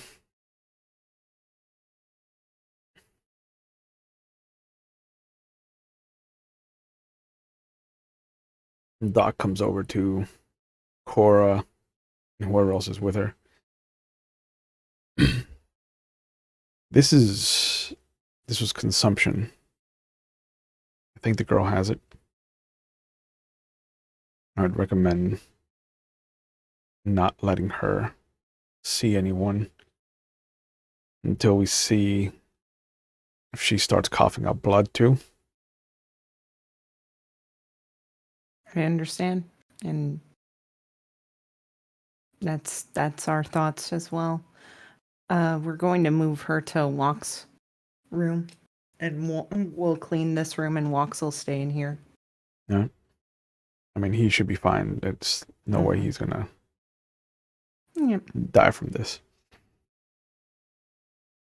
Yeah, making sure that, she's in a comfortable, nice environment and,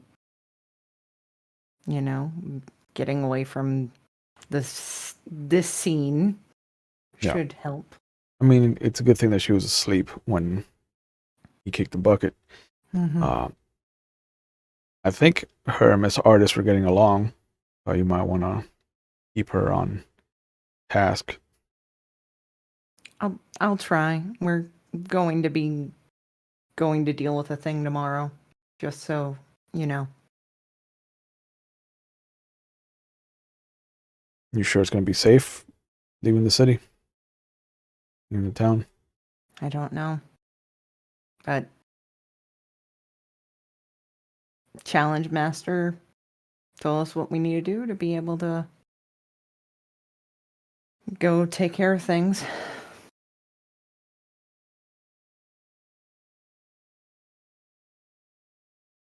I can only assume what he might have put you to task to do. Yeah. Well, what do you expect? The misfits get the tough challenges.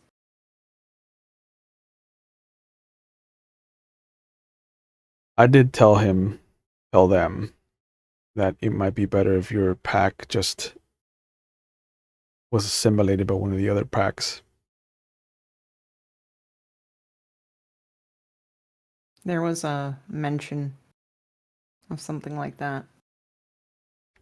If we fail this challenge, they will be breaking up our pack.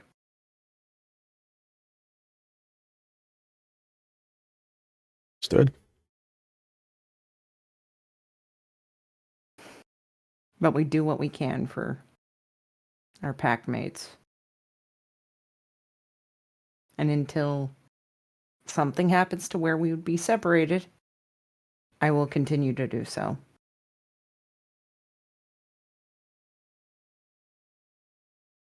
Even if it ends up getting me freaking killed. Heavy is the head that wears the crown. I know. Such is the role of the alpha. You've always been good to me, Doc, so if I don't see you again after tomorrow morning. He holds out his hand towards you. Mm-hmm. You know that if you need anything, you just gotta let me know. Mm-hmm. And she holds his hand, squeezes it. And then he probably gets something that isn't expected, as she actually gives him a hug. Okay. And she actually, yeah, I think this works. She hugs him, and then there's just a very quick toos, toos.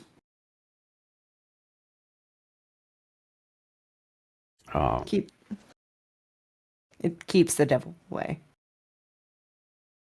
Sure. That's what my family at least said. Of course.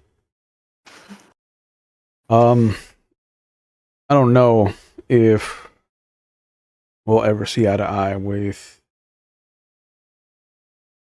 what's hovering around your galliard. Given her past, but Mm-hmm. you know, I can see that she's trying. That speaks volumes. She's trying, and if this'll help in some way, I would gladly help. I'm worried at some point this is gonna come to blows, and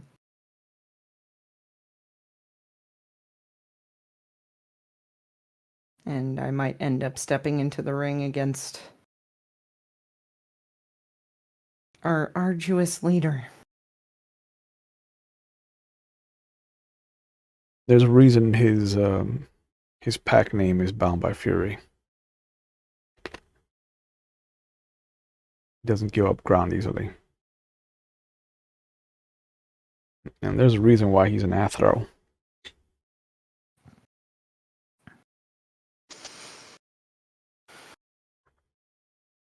I know.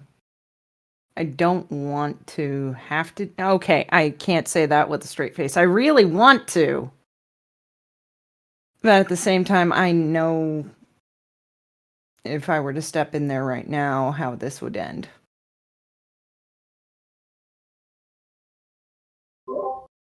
I'm still right there, right? Yeah, you're in the room.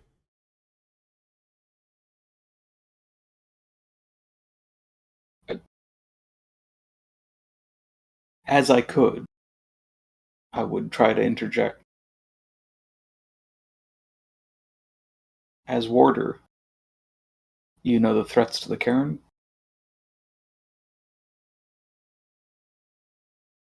try to.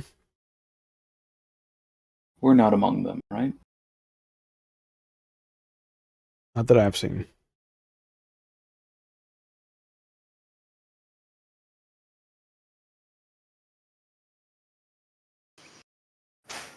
But hopefully this will help. Hopefully maybe it'll help us garner some more respect.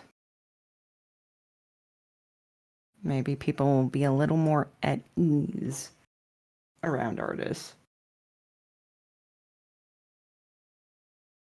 I don't see that changing. There's nothing that can be done about what she is.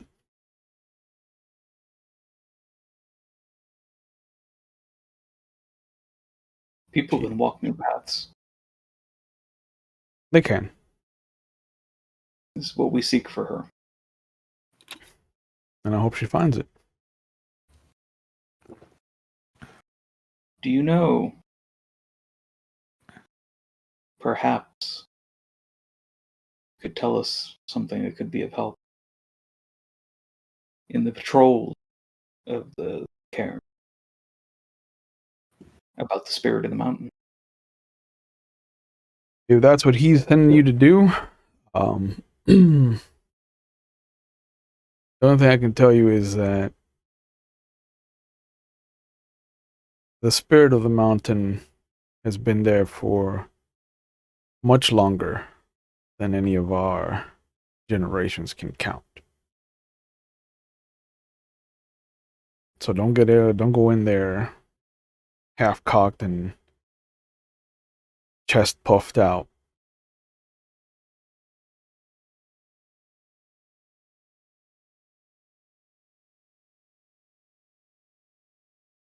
This thing is a force of nature. Treat it accordingly. I intend to give it as much respect as I can.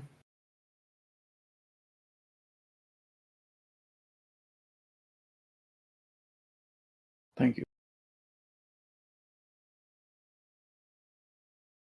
And he kind of looks at Walks. Are you going to be all right? Given that that's your totem, your tribe's totem.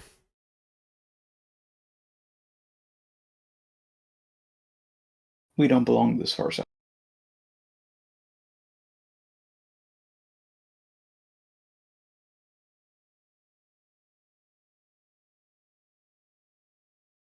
Perhaps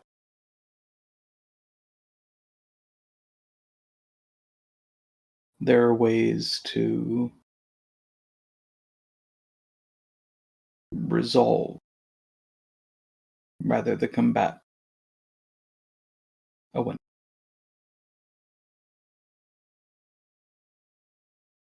We'll see. Well, at least we will. No. If we come back, we'll let you.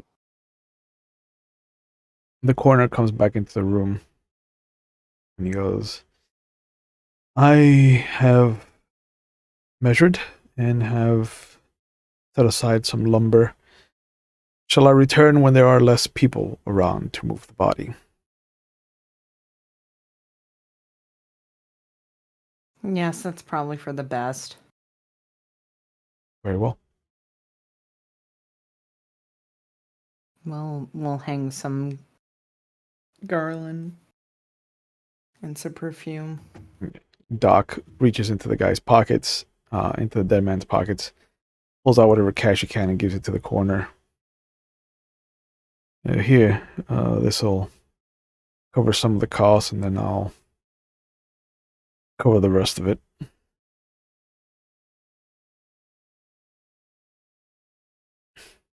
It's mighty kind of you, Doc. He didn't have any family, so the least I could do.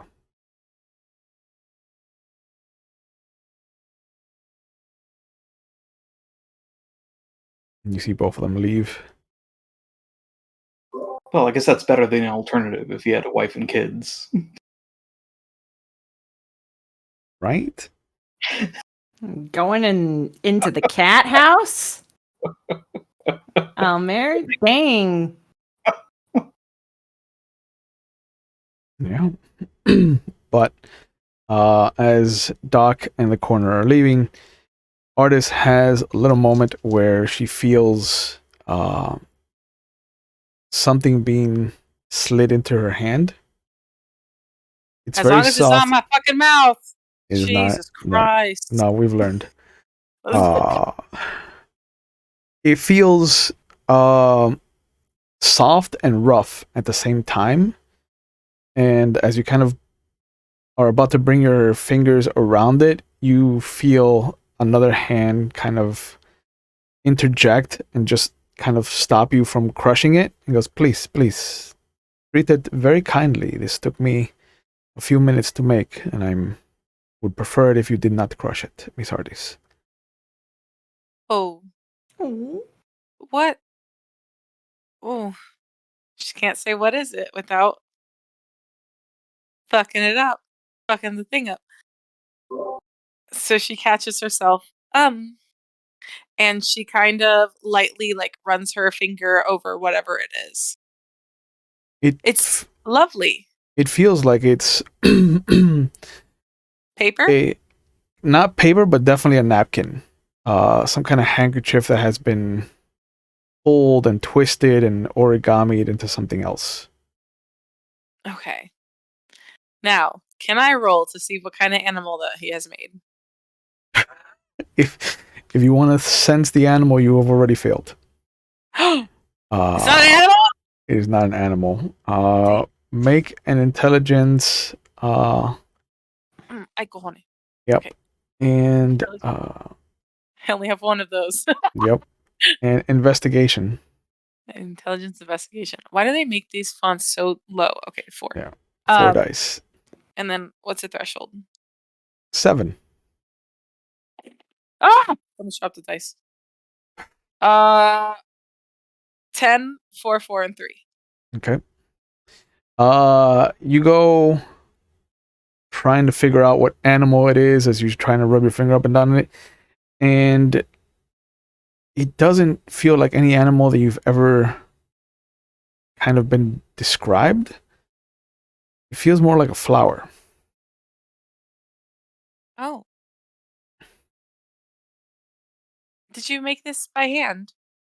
Yes, it's not very good. So don't judge it by how it looks. It's just I'm certainly not judging it by how it looks. I think that this is wonderful, and I wish that I could do the same, but I'm not as talented as you are. Oh, I can show you. I don't think I would be any good at it, but I am going to cherish this for a very long time. Thank you very much. Of course. Because now I get to say that I have something from the circus. It's almost like I've been there. It is almost like you have been there, yes. And Did you enjoy your whiskey? Because I drank your milk. oh, is that why I couldn't find it at my table? Well, you left it here. I am very clumsy and very forgetful, but I am only human. Well, me too. So convincing. Ardyce is so convincing. Super convincing. Yeah. But he goes, if you would like another shot of milk, I would be more than happy to drink this one with you. Please! That would be lovely. I would absolutely love that. Nobody ever drinks milk with me. Oh, it is such a crime. And he goes, Garrett, please, 2 shots of milk. And there's a stupid smile on her face because she's getting milk and she fucking loves milk. Yep. And you hear him put some coin on the bar. And then he grabs his shot, holds it up even though you can't see it. It's to you, Miss Ardyce. She grabs her shot lifts it up Hmm. and says, "To you, my new friend Antonio." Well, let's I'm have then- you make Mhm. a perception Perception. and athletics check. Athletics. I'm This very is- athletic. Because you've got to try to catch where your shot is without knowing where it is. 3 perception, and then you said athletics. Yep. So 5. Yep. What's the threshold? 9. 9. I Yep. hate you. Well, that was a fail, so no worries. 6, 10, 8, and 2 ones. Ooh, yeah. Yeah. Perfect. You botched. No, I'm no. a You gotta classy. have no successes whatsoever and ones to Right. botch. Right. Do you sell the broom? Do I still have the broom? No, I swept like 7 hours ago. Yeah. That was 2 weeks ago. It was 2 weeks ago. Yeah, 2 you're not in your weeks ago. 20s anymore, man. Remember. I Uh, meal. Your hand goes out to where you imagine the shot glass to be, and as you don't feel your hand come in contact with anything, you kind of bring it back and you feel the top of the glass hit the bottom of your hand and your pinky, and then you immediately notice that you didn't stop yourself in time, and you hear the shot glass fall over and the milk spread. And he goes, "Oh, I'm sorry, Miss Ardyce. Did I make you nervous? Please, Garrett, some handkerchiefs, some towels." I He goes, I- yeah, let me bring you some towels right now. what the fuck's wrong with Garrett? I'm just very clumsy, and I can be very clumsy at times. I'm so sorry. I can get a handkerchief, and she pulls out her own to clean it up, Yep. and hopefully doesn't cut herself on the glasses. The Oh, it's not shot broken. glass. It's not Oh, it's broken. not. It's just spilled. Perf. Love that. That's hot. Yeah. Anyways, You put your handkerchief in your hand down, and then you feel his hand grab yours and slide it to where the actual spill is, and he's like, "Over here, please, Miss Ardyce." thank you. And she absolutely is turning red, and obviously knows that the jig is up very soon, but still tries.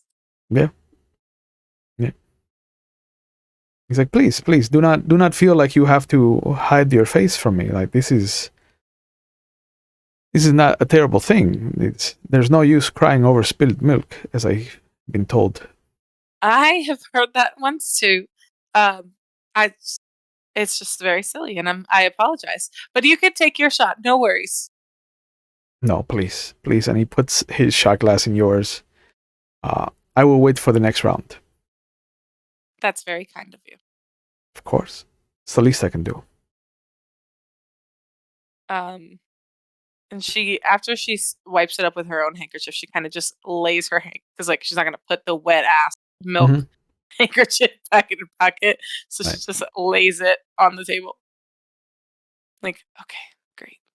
Oh, I see your friends are coming back, Miss Hardy, so I will let you get back to whatever it is you are doing here. And I hope that this will not be the only time that I get to spend some time with you.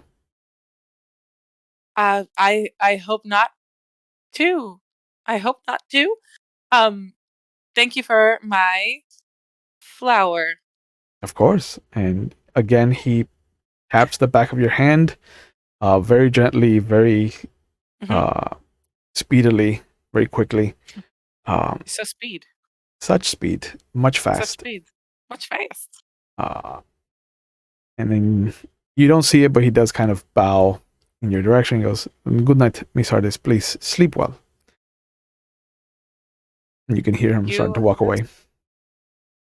This artist is so suave. Super suave.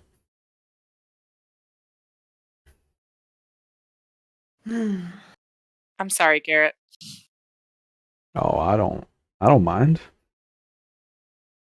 I tried to be cool, and then I spilled the milk everywhere. That's my fault. You keep spilling that milk if it'll keep him out of this bar. Do you not like him? I do not like the aura that man puts out. I do not. The aura that man puts out. Because he's friendly? Oh no, Miss Ardyce. There's a difference between his friendly and the other Oh! friendly that you got a mouthful of And you She can't gives see it, them- but he is fucking smiling from ear to ear. Just big old grin. She lets out like an exasperated sigh, like, how am I supposed to keep up with how people are friendly here if there's different now you've said that there are 3 types of different friendlies. I'm not gonna be able to keep up with this, Garrett. Kora walks in on this conversation. Oh, there's lots of types of being friendly. Well, I don't know what the difference is. Yeah, you missed it, Kora, but she got real friendly with one of the circus performers. What? Friendly. Like how Like friendly? friendly. Oh, I Ardyce. know which friendly that is. Ardyce. Cora, I'm not sure. I don't know what kind of friendly it is. I'm just trying to be nice. And apparently there are 3 different types of friendlies. Oh, there's more than that. Well, Hummingbird. and then she kind of like slumps her head like into Aw, her hands. Yep. it's a work in progress. It's okay. If you want, we can talk about it while we're bedding down to sleep tonight. Mm. Together, because I would very much like to be with you instead of with my ghost. Yes, and Yes. Ixnay on the Ostgay? Sure. She had no idea what the fuck that was, but she's okay. But as the evening starts to wind down and the people start making their way out of the Gilded Apple, the coroner comes back with some burly men. And although Ardyce can't see it, she does hear that there are some heavy footfalls that go upstairs, and then there are strained noises as the body of Benjamin Halford is removed from the Gilded Apple. And with some of the girls kind of looking on at the bundled body, and whispers starting to kind of spread like wildfire upstairs, I think this is a good point to call it for tonight. Yep. So as always, thank you guys for being a part of this. I can't believe that we got a nice little bit of life and death in the same episode. And then we got a whole big charade from Miss Ardyce. I'm so good at lying. Mm-hmm. So good. It's okay. I'll explain it to you while you're taking your bath. It's fine. Yeah, there's so many levels of friendly. Friendly. Friendly. Levels. So, please, as always, when we come to the end of the episode, I want to give you guys a chance to shout out what you're doing. I know that Walks doesn't want anyone to know where he is on the internet. So we'll start with you, Ardyce. What are you up to, and where can people find you on the interwebs? Yeah, fuck you, Donald. Anyways. On Instagram, I'm at Ray of Moonlight, and I am not up to anything except this right now. So there's no future projects. Future like in the fall. So like nothing except this for like the whole summer, which I'm excited for. All right. And then Kora, where can people find you, and what are you up to on the internet? Oh, me? I'm all over the place. There isn't anything really focused or stable right now, but you can find me on occasion on the Emporium of the Wayward Gamer, Mixed Adverse Studios. You can find me on Twitter under @the_squishy_bear or the Goth Fury Caern, if that's easier for you to find. I am always here and watching for the crippling impending doom that's about to happen to our pack. You know Jesus. how we do when we play werewolf. Yep. It's yeah. either physical trauma or emotional trauma. Take your pick. Take your pick. We got them in spades. But yes, speaking of McStabbers, at the end of the month, beginning of next month, you will be able to find me over McStabbers on Wednesdays as we start a Vampire the Dark Ages game. I get to play a La Sombra for the first time ever. Should be interesting. Mhm. And Fridays in June and July, I will be running a Star Wars Chronicle over on their channel. So set in the Tales of the Jedi time period with the fall of Exar Kun and the beginning of the Golden Age of the Sith. It's gonna be real interesting. As always, Mondays are for Vampire the Masquerade. We'll be taking a 2-week break from that, as we just had an Elysium episode. So getting 2 casts together is rough on scheduling. So I've given them a break for the next couple of weeks to kind of thank them. Tuesdays are always for Werewolf of the Wild West or Legend of the Five Rings if we can again defeat the scheduling monster. And every other Thursday is 7th Sea. And just in case nobody told you, it is okay to not be okay. So if you need help, if you find that you need to reach out to ask for help, just know that there are people out there who are willing to help you. There are phone numbers going up if you're watching on the Twitch chat right now. If you're watching live, they'll be in the description box if you're watching on YouTube later. People are trying to help out, and we've had a rough couple of years, and some people have fared better than others. If you're not in the United States, there's a link going up, so you can find the resources in the area nearest you. Because, like I said, it is okay to not be okay, and more people need to know that mental health is part of our general health, and it should not be hidden behind a taboo or stigmatized subject matter, or handled with a hazmat suit or anything like that. Like, it's part of who we are, and the more we start to readily accept that about ourselves, the more we can actually get real help and make real progress with ourselves and how we are treated and how we treat others. So just know that there are resources out there for you. Thank you guys again. We couldn't do this. I couldn't do this without the cast. We couldn't do this without you watching.